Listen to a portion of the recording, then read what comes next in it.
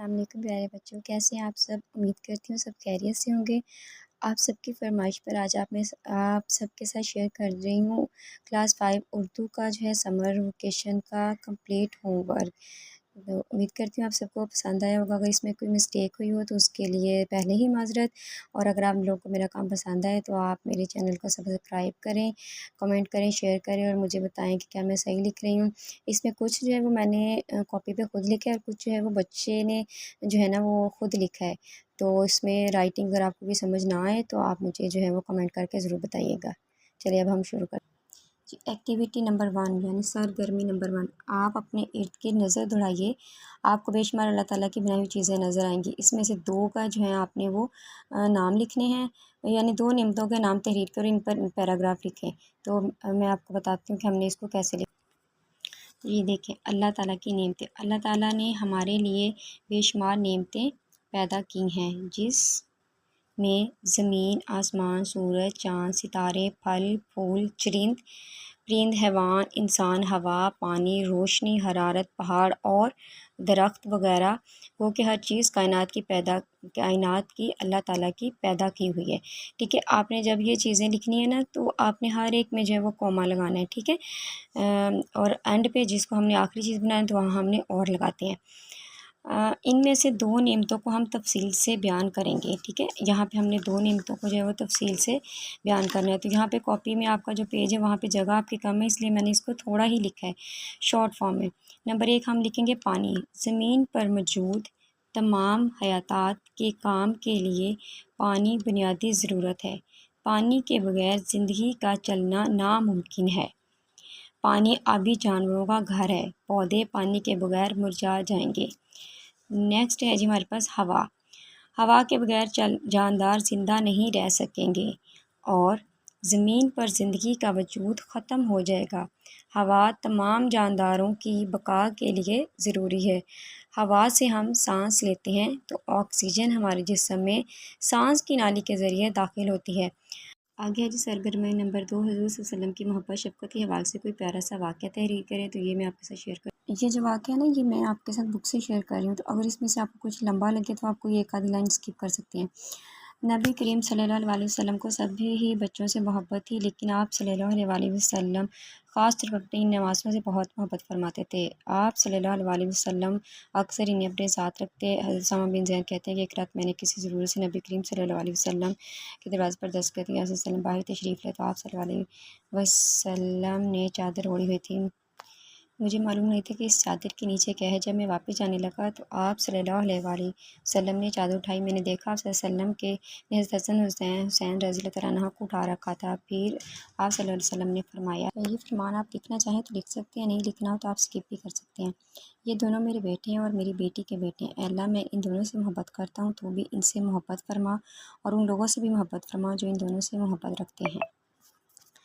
کئی بار نماز بھی آپ صلی اللہ علیہ وسلم کے پاس ہوتے۔ ایک رات آپ صلی اللہ علیہ وسلم عشاء کی نماز پڑھ لیتے۔ جب آپ صلی اللہ علیہ وسلم سجدے کے لیے سر جھکاتے تو حضرت حسن اور حضرت حسین رضی اللہ تعالیٰ عنہ کمر مبارک پر چڑھ جاتے، یا جب آپ صلی اللہ علیہ وسلم سجدے سے سر اٹھاتے تو دونوں کو شفقت سے پکڑ کر زمین پر بٹھاتے۔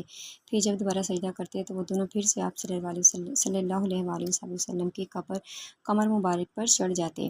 نماز کے دوران آپ خاتم النبیین صلی اللہ علیہ وسلم نے ایک سجدہ لمبا کر دیا۔ نماز کے بعد صحابہ کرام رضی اللہ تعالیٰ عنہ نے عرض کیا، اے اللہ کے رسول، نماز میں آپ صلی اللہ علیہ وسلم نے ایک سجدہ بہت لمبا کیا، ہم سمجھے شاید کوئی نیا حکم پھر نازل ہوا، یا پھر آپ خاتم النبیین صلی اللہ علیہ وسلم کی طرف وحی کی جا رہی ہے۔ آپ صلی اللہ علیہ وسلم نے فرمایا، ایسی کوئی بات نہیں، دراصل یہ تھی کہ میرے بیٹے نے مجھے سواری بنا لیا تھا اور میں نے اس کی خواہش پوری ہونے تک سجدے سے اٹھنا پسند نہ کیا۔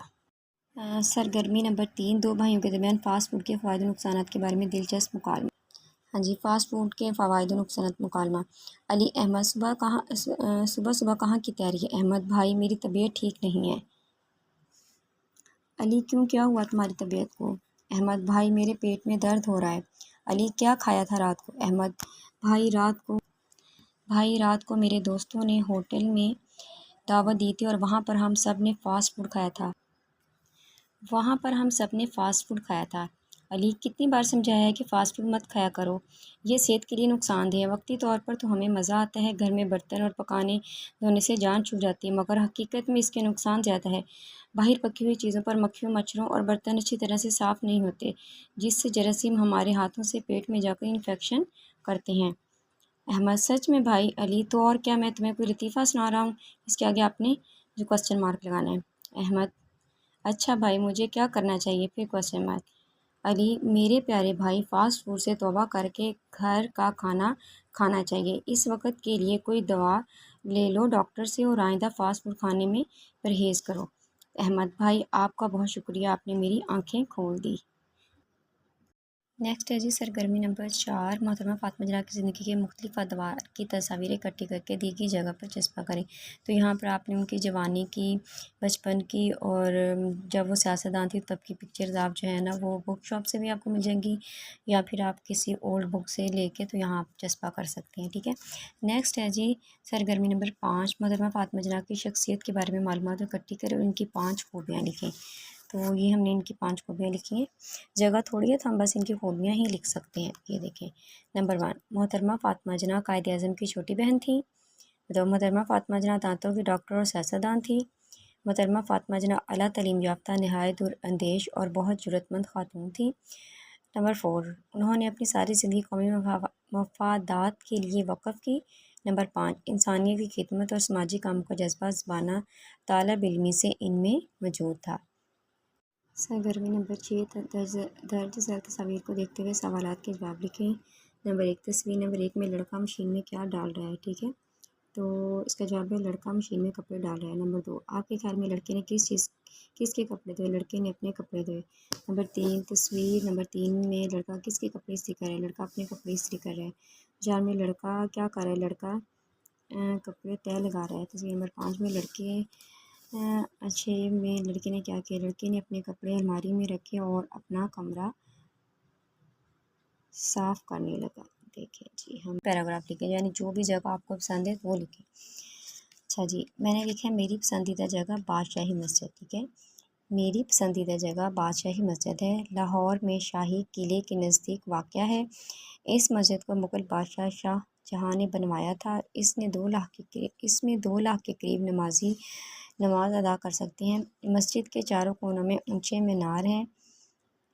مسجد کے درمیان میں بہت بڑا حوض ہے۔ مسجد میں 3 بڑے سنگ مرمر کے گنبد ہیں، ان پر مینا کاری اور کل کاری کی ہوئی ہے۔ مسجد کے باہر ڈاکٹر محمد علامہ محمد اقبال کا مزار ہے۔ مسجد میں داخل ہونے کے لیے 50 سیڑھیاں چڑھنا پڑتی ہیں، یہ سرخ پتھر کی بنی ہوئی ہیں۔